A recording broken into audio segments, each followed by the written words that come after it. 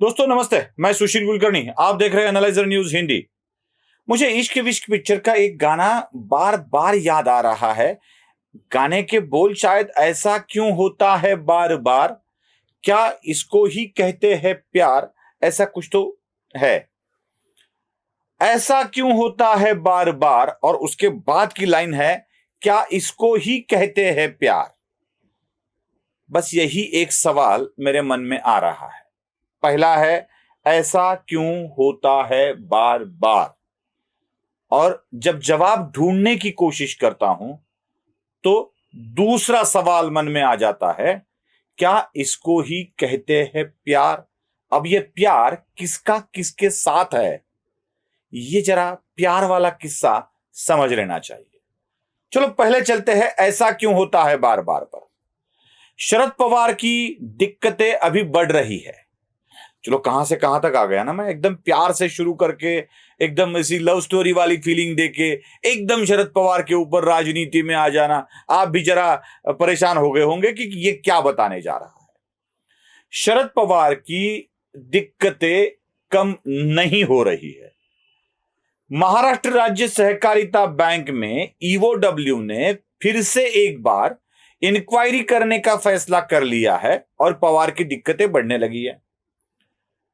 अभी किसी भी शुगर फैक्ट्री का विक्रय महाराष्ट्र गवर्नमेंट के कंपनी द्वारा ही होगा, ये जब घोषणा महाराष्ट्र की विधानसभा में हुई तो शरद पवार की दिक्कतें बढ़ रही है।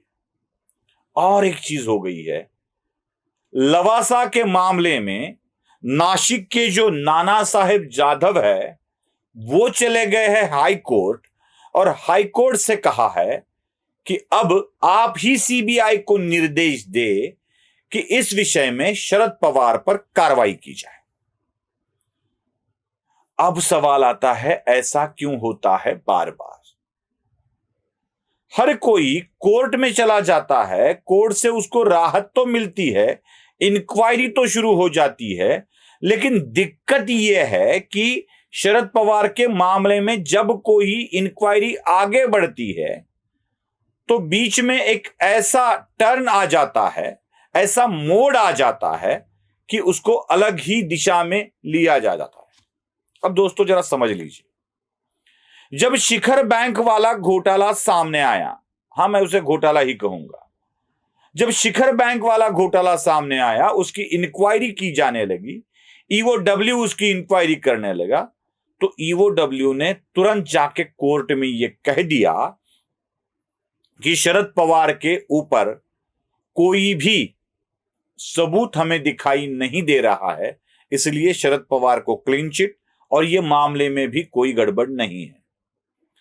ऐसा क्यों होता है बार बार कि शरद पवार को आसानी से किसी भी इंक्वायरी से राहत मिल जाती है। बस एक ही मामले में मैं नहीं कह रहा हूं।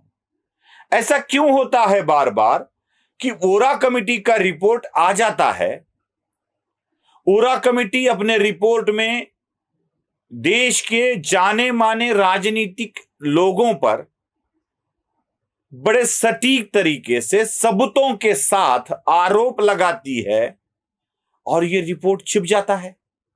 ऐसा क्यों होता है बार बार, क्यों हो जाता है ऐसा। जब जब भी कोई शरद पवार वाला मामला सामने, तभी ये लीजिए जिसमें हम अभी चर्चा कर रहे हैं, लवासा वाला मामला, ये जो नासिक के जाधव है, नाना साहेब जाधव, इन्होंने कोर्ट में इससे पहले भी अर्जी दायर की है। और कोर्ट देखिए जरा, ये कभी रेगुलरली होने वाली चीजें नहीं है, ये बड़ी इरेगुलर चीज है, बड़ी अजब सी बात है। कोर्ट ने कहा है गड़बड़ तो दिख रही है, जिम्मेदार तो अजित पवार भी दिख रहे हैं, जिम्मेदार तो सुप्रिया सुळे पवार भी दिख रही है, जिम्मेदार तो शरद पवार भी दिख रहे हैं, लेकिन मामला इतना पुराना हो चुका है कि अब इसके तह तक नहीं जा सकते। मतलब कोर्ट जिम्मेदार तो ठहराता है, लेकिन इस मामले के तह तक जाना मुश्किल है कह के इसके ऊपर बाकी टिप्पणी करना टाल देता है, या कोर्ट इस पे ज्यादा दखल देना नहीं चाहता है। बड़ी पेचीदगी है इस केस में, बड़ी पेचीदगी है। अब ये नाना साहब जाधव जो है वो कोर्ट में इसी विषय को लेकर चले गए कि महामहिम कोर्ट जी, आपने ही कहा है कि यह दोषी तो है, लेकिन आप कार्रवाई करने से मना कर रहे हो। तो मेरी विनती है कोर्ट से कि आप सीधे सीबीआई को निर्देश दीजिए कि ठीक बड़ी सतह तक जाने वाली जांच सीबीआई करे, इनके ऊपर कार्रवाई करे। ऐसा क्यों होता है बार बार कि शरद पवार को छूट दी जाती है? मैं आपको इस विषय में और एक घटना बताना चाहता हूं।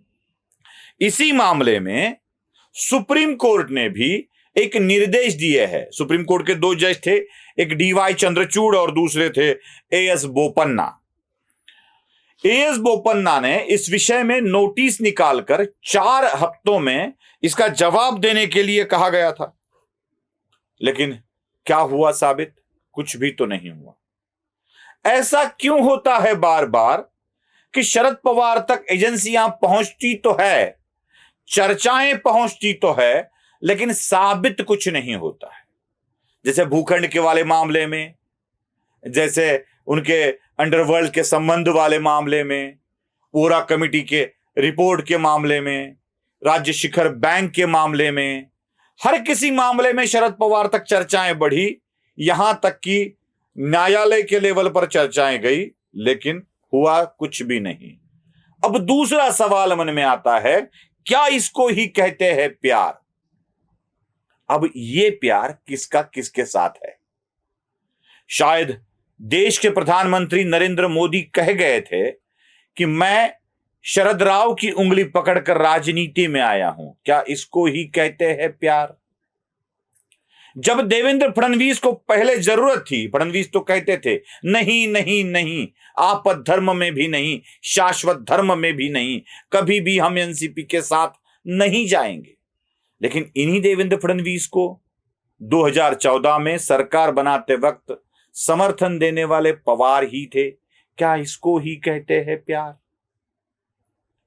जब 2019 की बात आई तो अजीत पवार देवेंद्र फडणवीस के साथ शपथ लेने पहुंच गए, तब जबकि शरद पवार उद्धव ठाकरे के खेमे में जाकर बैठ गए थे। क्या इसको ही कहते हैं प्यार? सरकार किसकी भी बने, वो मेरी तरफ ही होगा, चित हो या पट। मुझे लगता है शरद पवार के पास वो शोले वाला कॉइन है, वो कॉइन उछालते हैं, कौन सी दिशा में भी पड़े, जो शरद पवार चाहते हैं वही हो जाता है, टॉस उनकी जीत हो जाती है। शायद ऐसा कॉइन कुछ है क्या? अभी लवासा वाला मामला न्यायालय के दरवाजे पे फिर से दस्तक देने लगा है, और इस मामले में न्यायालय अभी क्या निर्देश देता है, क्या इसमें भी कुछ हाथ में आएगा या और कोई बात उठाकर इस केस को भी रफा दफा कर दिया जाएगा, यही एक देखना जरूरी है दोस्तों। बस मुझे विनती यह है कि सच पर से विश्वास को खत्म ना होने दे, न्याय व्यवस्था पर से विश्वास खत्म होने न दे। हमें बरकरार रहना है हमारे विश्वास के साथ और काम करते रहना है। वीडियो पसंद आए तो लाइक, शेयर और सब्सक्राइब जरूर कीजिएगा। धन्यवाद।